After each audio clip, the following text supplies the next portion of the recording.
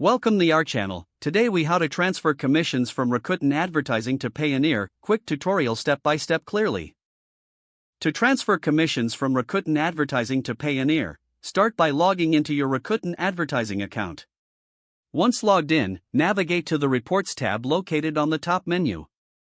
In the drop-down menu, select Payment Reports. Locate the commission report for the specific time period you wish to transfer. Download the report in your preferred format, typically CSV or Excel. Next, log into your Payoneer account in a new tab. In your Payoneer dashboard, go to the Receive section. Select Request a Payment from the available options. Enter the necessary details, including the payment amount you wish to receive. In the description field, provide a brief explanation about the source of the payment.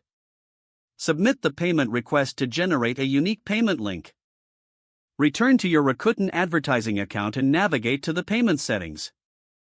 Ensure that your Payoneer account details are correctly entered in the Payment Methods section.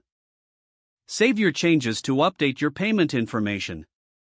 Now, go back to the payment reports and look for the option to withdraw funds. Initiate the withdrawal process by selecting Payoneer as your payment method. Confirm the transaction details before finalizing the withdrawal. After submitting your request, monitor your Payoneer account for the incoming funds. It may take a few business days for the transfer to reflect in your Payoneer balance. Congratulations! You have successfully transferred your commissions from Rakuten Advertising to Payoneer. If the page does not load, refresh the browser or try again in a private or incognito window. Make sure you are using the correct email address, then retype it carefully to avoid small typos. If your password is not accepted, use the reset option and create a new strong password you can remember. Check your spam folder for verification or security emails, then complete any requested confirmation steps. Enable two-factor authentication if available to improve account security and reduce unauthorized access risk. After signing in, review your profile details so your contact information and settings are accurate and current.